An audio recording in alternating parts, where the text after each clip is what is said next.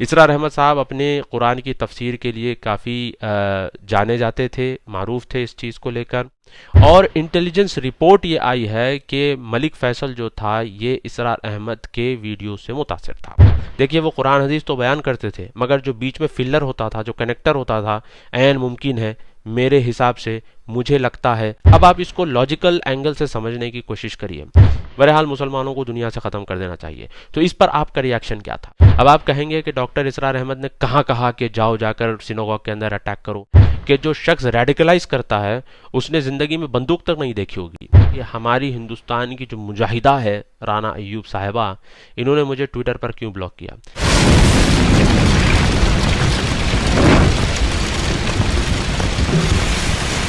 अस्सलाम वालेकुम वरहमतुल्लाहि वबरकातुहू। नाज़रीन, मैं आपका भाई ज़हाक तनवीर आप सबका कैंडिड टॉक में इस्तकबाल करता हूँ। बात करते हैं डॉक्टर इसरार अहमद के यूट्यूब चैनल को क्यों शट डाउन कर दिया गया। इस चीज़ को लेकर मुख्तलिफ़ किस्म की राय, मुख्तलिफ़ किस्म के व्यूज़ अवाम में पाए जा रहे हैं। बहरहाल हम जानने की कोशिश करेंगे कि वाकई में हुआ क्या और डॉक्टर इसरार अहमद के यूट्यूब चैनल को क्यों सस्पेंड किया गया। इसी तरह से मैं कोशिश करूँगा इस पर भी रोशनी डालने की कि हाल ही में हमारी इंडिया की मुजाहिदा राना अय्यूब साहिबा ने मुझे ट्विटर पर ब्लॉक किया। तो इस पर भी मैं आता हूँ कि इन्होंने मुझे ट्विटर पर क्यों ब्लॉक किया। उससे पहले हम ये देखते हैं कि इसरार अहमद साहब के यूट्यूब चैनल को क्यों बैन किया गया, बैन करने की वजह क्या रही है। खैर, जो हज़रात इसरार अहमद साहब को नहीं जानते उनके लिए मैं मुख्तसर तारुफ दे देता हूँ कि इसरार अहमद साहब पाकिस्तान के एक मशहूर और मारूफ जो है फ़िलासफ़र थे। और इसरार अहमद साहब की वीडियोस यूट्यूब पर काफ़ी मारूफ थी और मिलियंस में उन वीडियोस को व्यूज़ आते थे। और इसरार अहमद की जो विलादत हुई है 1932, यानी कि इंडिया और पाकिस्तान के पार्टीशन से पहले इसरार अहमद साहब की विलादत हुई और 2010 में लाहौर में उनका इंतकाल हुआ। इसरार अहमद साहब जो है ये मौदूदी से मुतासर थे। मौलाना अबुल आला मौदूदी जो जमात इस्लामी के फाउंडर थे, एक नई जमात उन्होंने ईजाद की थी, तो इसके वो फाउंडर थे। तो मौलाना अबुल आला मौदूदी के जो इख्वानी नज़रियात और जहनीत थी, उन्होंने इसरार अहमद साहब को मुतासिर किया और इसरार अहमद साहब ने डॉक्टर जाकिर नायक को मुतासिर किया। और इंडिया में ख़ास तौर पर जो इसरार अहमद साहब को लोग नहीं जानते थे, वो डॉक्टर जाकिर नायक के चैनल पीस टीवी के ज़रिए काफ़ी लोगों को इसरार अहमद साहब के बारे में मालूम हुआ। इसरार अहमद साहब अपने कुरान की तफसीर के लिए काफ़ी जाने जाते थे, मारूफ थे इस चीज़ को लेकर। और अक्सर लोगों का ये मानना था कि डॉक्टर इसरार अहमद, आज भी मानते हैं बहुत सारे लोग, कि डॉक्टर इसरार अहमद जो है ये कुरान हदीस से बात करते हैं और इधर उधर की बातें नहीं करते।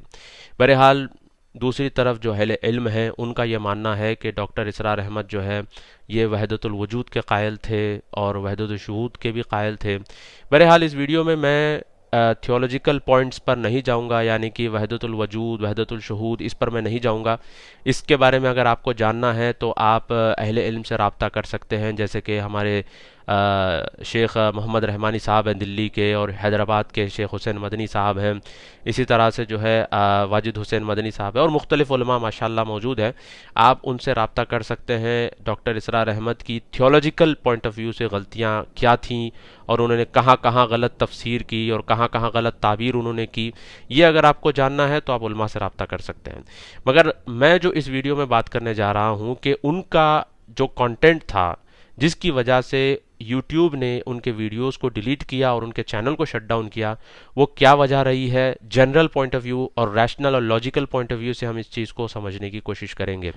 बात यूँ है कि जूइश क्रॉनिकल में एक आर्टिकल पब्लिश हुआ और एक वीडियो भी उन्होंने पब्लिश किया जिसमें उन्होंने बताया कि यूट्यूब के एक एम्प्लॉई हैं जिनका नाम है खालिद हसन। खालिद हसन को तकरीबन मई 2021 से रिपोर्ट्स आ रही थी और इंटेलिजेंस रिपोर्ट्स भी थी कि डॉक्टर इसरार अहमद के बहुत सारी वीडियोस जो है लोगों को रेडिकलाइज कर रही हैं। अब इस चीज़ को लेकर खालिद हसन ने कंप्लेंट्स को जमा करना शुरू किया। अब उसके बाद क्या हुआ कि 15 जनवरी को टेक्सास की सिनोगॉग, यानी कि यहूदियों की जो इबादतगाह होती है, यहाँ पर एक शख्स जिसका नाम था मलिक फैसल अकरम, इसने हमला किया। अब ये शख्स था ब्लैकबर्न का रहने वाला, यानी यूके का रहने वाला। यूके से यूएस ये ट्रैवल करके गया टेक्सास और वहाँ पर सिनोगॉग पर इसने हमला किया और फिर बाद में जब पुलिस ने इसको धर लिया और इसको वहाँ पे शूट कर दिया, उसके बाद जो है इन्वेस्टिगेशन चालू हुई और इंटेलिजेंस रिपोर्ट ये आई है कि मलिक फैसल जो था ये इसरार अहमद के वीडियो से मुतासिर था। अब उसकी एक लास्ट जो है ऑडियो भी आई थी। अगर आप वो ऑडियो सुनेंगे तो आपको अंदाज़ा लगेगा कि उसके अंदर वो यहूदियों को बहुत खूब गालियां दे रहा है और ये बता रहा है कि दुनिया में जो भी परेशानियां हैं, जो भी मसाइल पेश आ रहे हैं, जो भी चल रहा है दुनिया के अंदर प्रॉब्लम्स, ये सिर्फ़ और सिर्फ यहूदी कम्युनिटी की वजह से है। तो ये कंप्लेंट्स जब बार बार जो है यूट्यूब तक पहुंची तो यूट्यूब ने जो है ये इन्फ्लुएंस करने वाली जो चीज़ थी डॉक्टर इसरार अहमद के वीडियोस, तो उन्होंने इसको निकाल दिया। अब ये सही हुआ, गलत हुआ, ये क्या हुआ, अब आप इसको लॉजिकल एंगल से समझने की कोशिश करिए।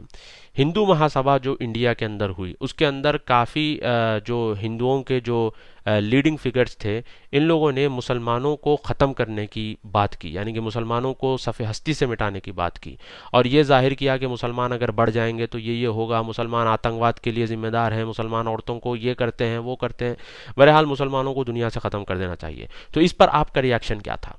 लॉजिकल और सिंपल सवाल है और सिंपल आप इसका जवाब दीजिए कि इस पर आपका रिएक्शन क्या था। हम सब भड़क गए, कई लोगों ने पुलिस कंप्लेन की और हद तो ये हो गई कि मुस्लिम राष्ट्रीय मंच के इंद्रेश कुमार ने, इन्होंने तक ये कह दिया कि ऐसे लोगों को पुलिस ऐसे लोगों के खिलाफ पुलिस को स्ट्रिक्ट कार्रवाई करनी चाहिए। यानी सब भड़क गए इस चीज़ को लेकर, सब के सब भड़क गए। अब इसके अलावा जो है आप देखिए कि वेस्ट में भी जो है अक्सर इस तरह के इस्लामोफोबिक चीज़ें आती रहती हैं। इस पर आपका हमारा रिएक्शन क्या होता है? हम फौरी जो है उसको लीगल वे में ले जाते हैं। अगर यूट्यूब पर ऐसा कोई कंटेंट है तो फिर हम उसको रिपोर्ट भी करते हैं, पुलिस के पास भी ये चीज़ जाती है।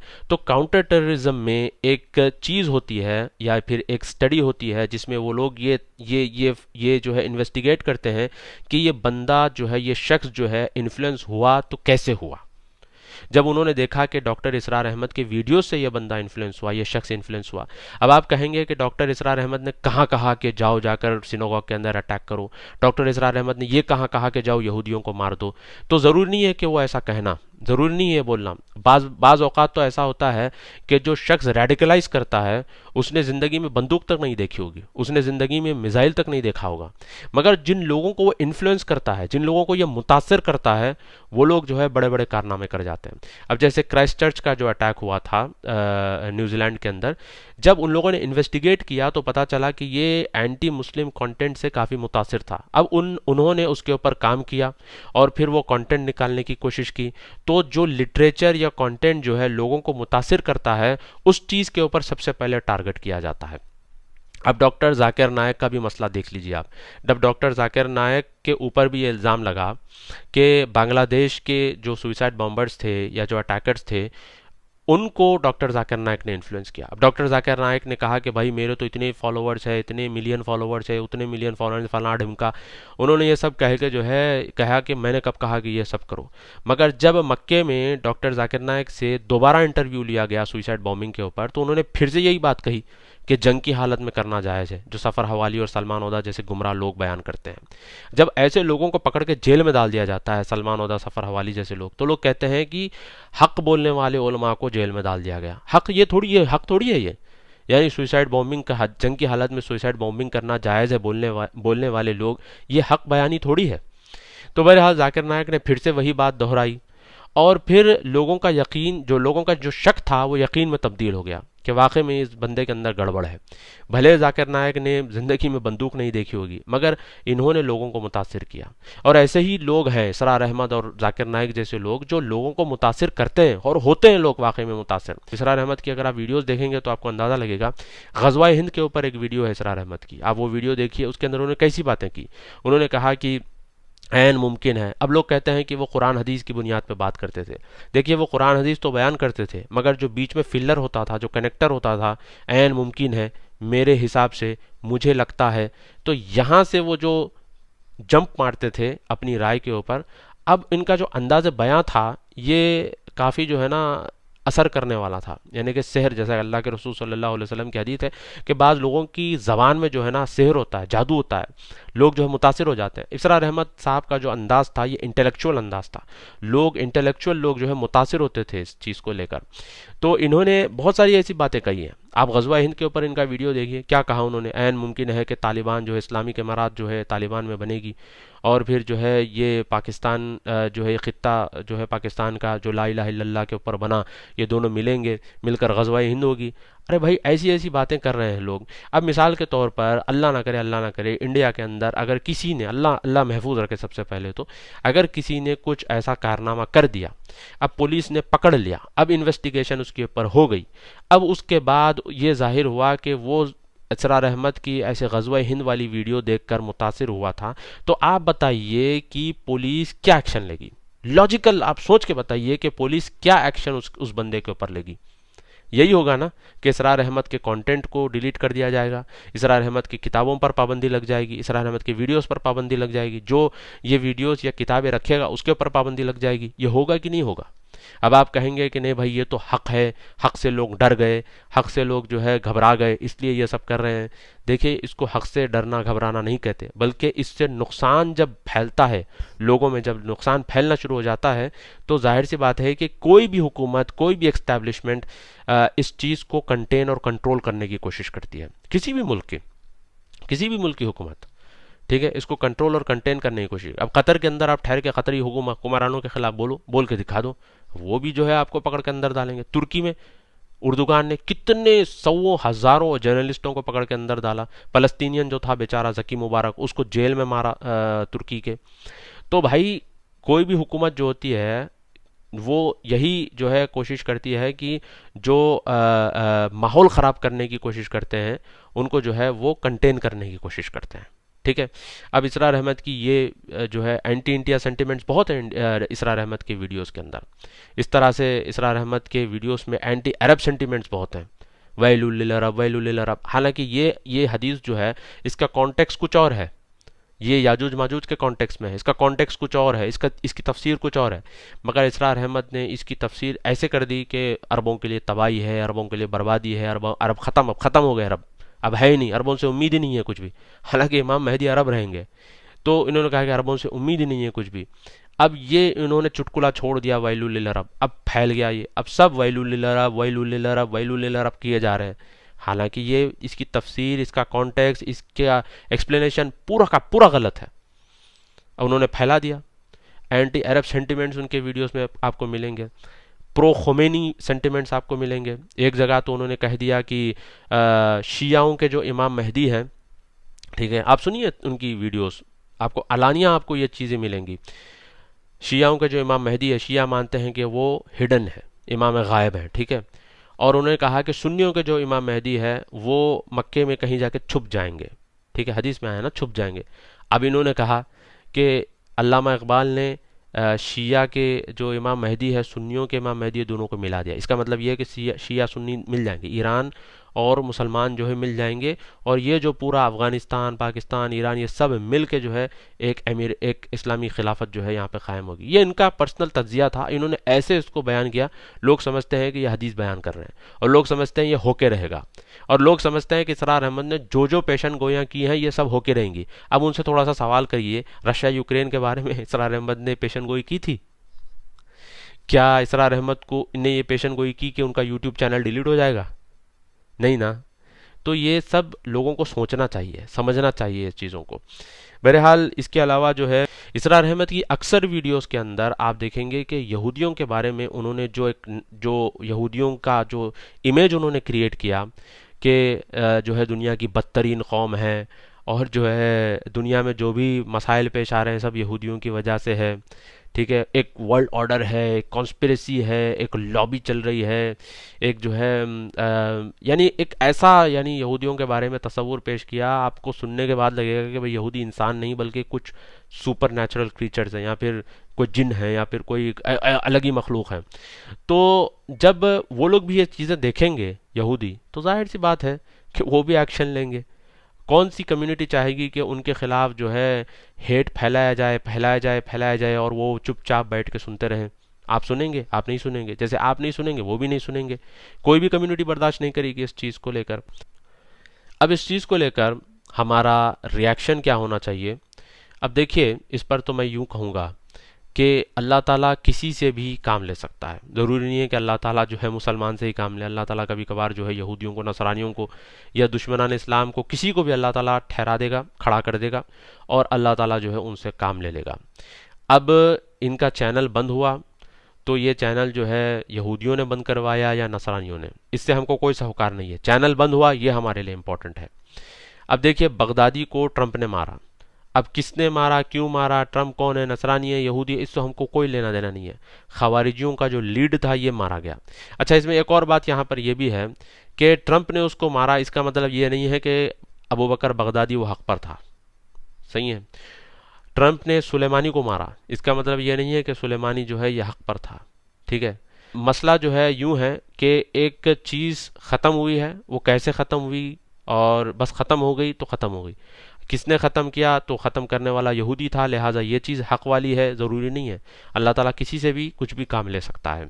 अब बात करते हैं कि हमारी हिंदुस्तान की जो मुजाहिदा है राना अय्यूब साहिबा, इन्होंने मुझे ट्विटर पर क्यों ब्लॉक किया। राना अय्यूब ने ये ट्वीट किया कि 4 AM एट दी अय्यूब्स, यानी उन्होंने ये फ्लॉन्ट करने की कोशिश की, ये फ्लेक्सिंग करने की कोशिश की अपने ट्वीट में कि 4 बजे रात को हमारे घर में जो है इसरार अहमद की वीडियोस हम लोग देखते हैं हमारे घर में। अब इस चीज़ पर मैंने बस ये जवाब दिया, मैंने ये ट्वीट किया कि इससे साफ जाहिर होता है कि राना अय्यूब के नज़रियात कहाँ से आ रहे हैं और राना अय्यूब का जो रेडिकल लेफ्ट व्यू है ये कहाँ से आ रहा है। अब राना अय्यूब की इस ट्वीट पर हज़ारों लोगों ने लाइक किया, हज़ारों लोगों ने रीट्वीट किया, हज़ारों लोगों ने गालियाँ भी दी, मगर वो ठस से मस नहीं हुई। मगर जब मैंने ये मेंशन कर दिया और मैंने ये भी मेंशन किया कि इसरार अहमद के क्या नज़रियात हैं उनकी वीडियोस में ग़ज़वा हिंद को लेकर और एंटीसेमिटिज़म को लेकर और प्रो तालिबान और एंटी इंडिया और एंटी अरब सेंटिमेंट्स जो उनकी वीडियोस में पाई जाती हैं, ये बात मैंने बस उनकी ट्वीट पे मेंशन की तो राना अय्यूब ने मुझे फौरी ब्लॉक कर दिया। अब ये लोग जो है लिबर्टी, फ्रीडम ऑफ स्पीच, फलानी क्या क्या बातें करते हैं, मगर ये अपने खिलाफ एक लफ्ज़ नहीं सुनते। ट्रंप को इन्होंने ऐसे ही बंद कर दिया ट्विटर के ऊपर और दूसरों को बोलते हैं कि फ्रीडम ऑफ स्पीच नहीं है हमारे पास और हर चीज़ में प्रोटेस्ट करेंगे, हर चीज़ में जो है नारेबाजियां लगाएंगे, हर चीज़ में जो है नुक्ताचीनी करेंगे, मगर जब खुद की बारी आती है तो फौरी लोगों को ब्लॉक कर देते हैं। तो राना अय्यूब साहिबा ने बस इतनी सी बात पर मुझे ब्लॉक कर दिया। उनको असल में बात हज़म नहीं हुई, इसरार अहमद की जो हकीकत है उनको हज़म नहीं हुई। हालांकि वहाँ पे लोग जो है उनको गालियाँ दे रहे हैं, फिर भी वो सुन रही है, मगर ये बात सुनते ही जो है उन्होंने ब्लॉक कर दिया। और इख्वानियों की यही हकीकत है। ये भले जो है, और तकिया जो हम अक्सर सुनते हैं कि शिया लोग तकिया करते हैं, भाई उनका तो छोड़िए, सबसे ख़तरनाक तकिया तो इख्वानियों के पास होता है। इख्वानियों के पास यानी कि दाढ़ी वाड़ी काट कर, सूट वूट पहन कर एकदम मॉडर्न बनने की कोशिश करते हैं, अपने आप को इंटेलेक्चुअल दिखाने की कोशिश करते हैं, अपने आप को जो है बड़े ही पढ़े लिखे दिखाने की कोशिश करते हैं और दाढ़ी वालों को देखकर कहते हैं दकियानूज़ हैं, शिद्दत पसंद है, एक्सट्रीमिस्ट है, ये है वो है। और आप देखिए ख़तरनाक एक्सट्रीमिज़म इनके अंदर पाया जाता है। अब राना अय्यूब जो है, जो नंगे पुंगे कपड़े पहन के फिरती है बस ये दिखाने के लिए, walk the walk talk the talk, यानी लिबरल्स के साथ, लेफ्ट के साथ उठने बैठने के लिए ये सब हरकतें करते हैं। छोटे कपड़े पहन लिए। अब उमर खालिद ने कह दिया कि मैं एथिस्ट हूँ, ठीक है, मैं एथिस्ट हूँ, बस उसने ऐलान कर दिया मैं एथिस्ट हूँ। ये सब जो है ना इनका तकिया होता है, ये सब नौटंकी होती है। अंदर से ये लोग बहुत ही ख़तरनाक ख्यालात रखने वाले होते हैं, बहुत ही ख़तरनाक रेडिकल होते हैं। और ये बात मैं हमेशा कहता हूँ और कहता रहूँगा कि दाढ़ी वाला ज़रूरी नहीं है कि वो रेडिकल हो या फिर एक्सट्रीमिस्ट हो। बग़ैर दाढ़ी वाले लोग भी एक्सट्रीमिस्ट और रेडिकल व्यूज़ वाले होते हैं। और ज़रूरी नहीं है कि हिजाब पहनने वाली लड़की जो है रेडिकल व्यूज़ रखने वाली हो। हिजाब नहीं करने वाले लोग भी जो है रेडिकल व्यूज़ रखते हैं, वो है, ये हकीकत है।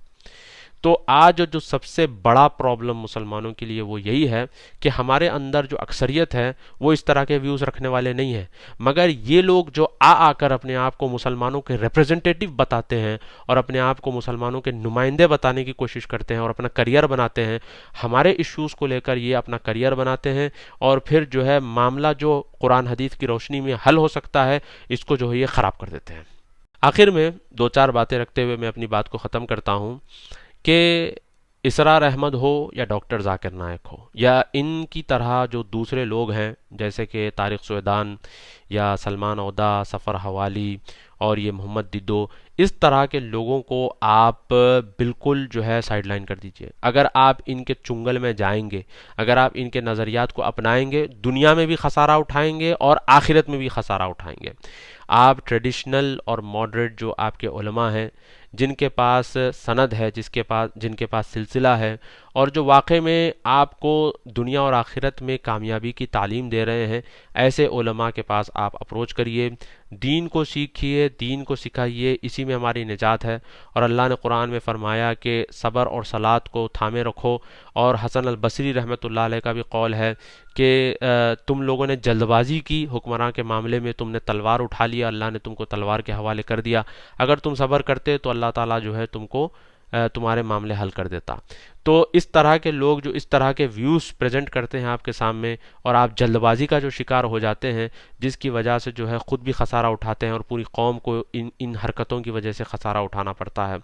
और एक बात यह है कि आप जो है कॉन्स्पिरेसी थ्योरीज से गुरेज करिए। वैसे मैं अपने बारे में बता दूं कि मैं बहुत बड़ा कॉन्स्पिरेसी थ्योरिस्ट था। 10 साल पहले फ्रांस के एक रिसर्चर ने अपने रिसर्च जर्नल में मेरा नाम लिखा और कहा कि जो है ये इंडिया का एक प्रीचर है, इसने जो है दज्जाल के बारे में और जो है फ्रीमेसन्स के बारे में इसने ये बातें कही हैं।